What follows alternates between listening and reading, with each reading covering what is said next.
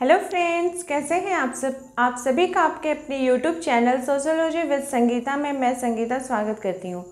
आज का जो हमारा सोशियोलॉजी का क्लास है, इसमें हम लोग यूनिट 2 के सेक्शन 4 में हम लोग जो रिसर्च मैथोडोलॉजी कर रहे हैं उसके अंतर्गत आज का टॉपिक है हमारा सांख्यिकी विश्लेषण, जिसे कि स्ट्रैटिकल एनालिसिस भी बोला जाता है।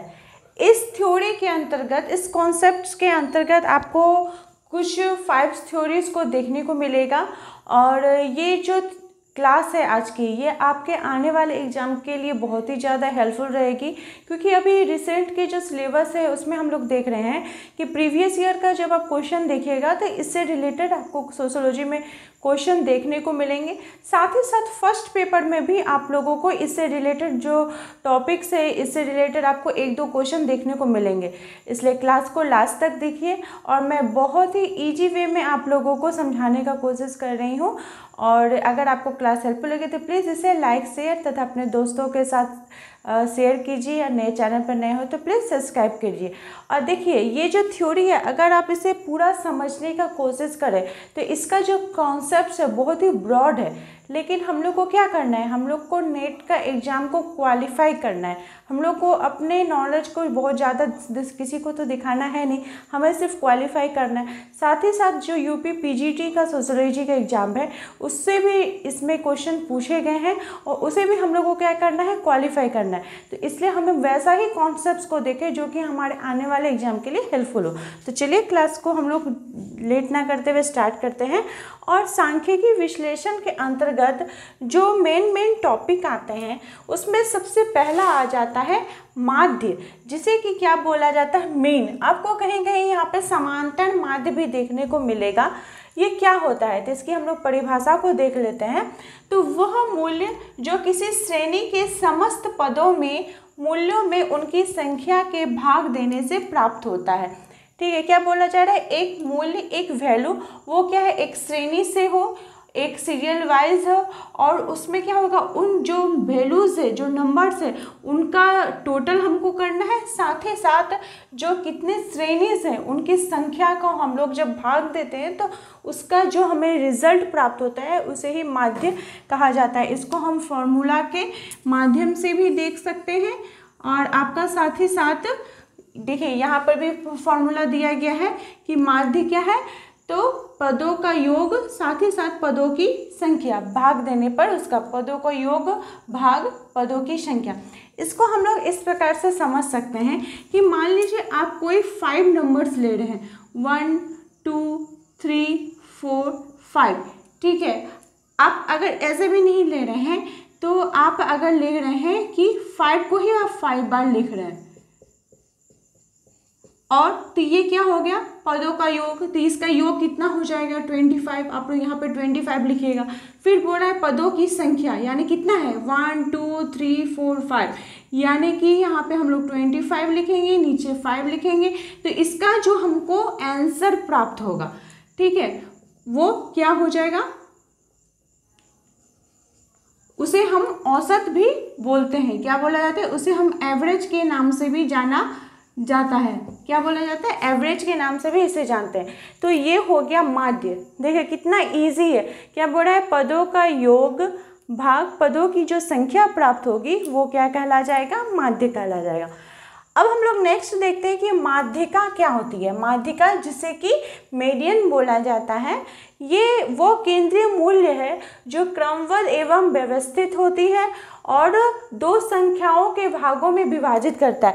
तो ये जो क्रमबद्ध सीरियल वाइज होता है, चाहे तो वो इंक्रीजिंग ऑर्डर में होगा या फिर डिक्रीजिंग ऑर्डर में, और बीच में जो सीरियल बनाने पे जो एक संख्या भाग दे रही है, जो बीचों बीच आ रही है, तो वो क्या कहलाएगी, मीडियन कहलाएगी। जैसे कि मान लीजिए आपको 1 से लेकर 11 तक लिखना हो, आप वो लिख दिए 1 2 3 4 5, ऐसे करके आप 11 तक लिखे। तो इसके बीच में इधर 5 हो गया, बीच में जो आपका अंक आएगा, ठीक है, तो वो क्या कर रहा है, दोनों जो असंख्याएं हैं जो कि बराबर भागों में जिसको वो बांट रहा है वो क्या कहला जाएगा, मीडियन कहला जाएगा। इससे रिलेटेड भी क्वेश्चन आपको 2019 के प्रीवियस ईयर के क्वेश्चन में देखने को मिलेंगे, जिसमें पूछा गया था कि उस संख्या के बारे, यहाँ पे उसमें 11 एक नंबर दे दिया गया था और बोला गया था कि उस संख्या के बारे में बताइए जो कि वो दोनों संख्या जो टोटल योग है उसको बराबर भागों में विभाजित कर रहा है। तो वो जैसे 11 है तो ऊपर में 5 हो गया, नीचे में 5 हो गया, तो बीच का जो एक अक्षर आएगा, एक जो नंबर आएगा वो क्या कहला जाएगा, मीडियन कहला जाएगा, जैसे कि माध्य का भी बोला जाता है। थर्ड हम लोग देखते हैं बहुलक। ये तो बहुत ही ईजी है। क्या बोल रहा है, जिसकी आवर्ती सर्वाधिक बार होती है उसे हम लोग मोड कहते हैं, बहुलक कहते हैं। कैसे कि मान लीजिए आपको कहीं देखने को मिलेगा कि कोई संख्या दी गई है 1 2 2 3 2 4 2 5, तो इस प्रकार से जो संख्या कुछ दी गई है इसमें अगर आपको बोला जाए कि आप बहुलक को निकालिए, तो देखिए यहाँ पे 2 का जो बार बार प्रयोग हुआ है, बार बार आ रही है, सर्वाधिक बार आ रही है संख्या, तो क्या हो जाएगा, इसका बहुलक कौन सा हो जाएगा, तो इसका आंसर हो जाएगा कि 2, ये बहुलक है। ठीक है, समझ में आ गया आप लोगों को कि बहुलक क्या बोला जा रहा है। अब इसी सीरीज के अंतर्गत आपको अपकिरण और विस्तार भी देखने को मिलेगा। देखिए ये बहुलक जो है इसकी अगर बात की जाए तो इसका जो प्रयोग होता है वो गुणात्मक, गुण में जितना ज़्यादा होगा उसकी संख्या के लिए किया जाता है। साथ ही साथ अगर पूछा जाए कि कौन सी जो संख्या वो अस्थिर होती है तो वो बहुलक के अंतर्गत ही आपको देखने को मिलेगी। अब हम लोग देखते हैं अपकिरण, जिसे कि डिस्पर्सन बोला जाता है।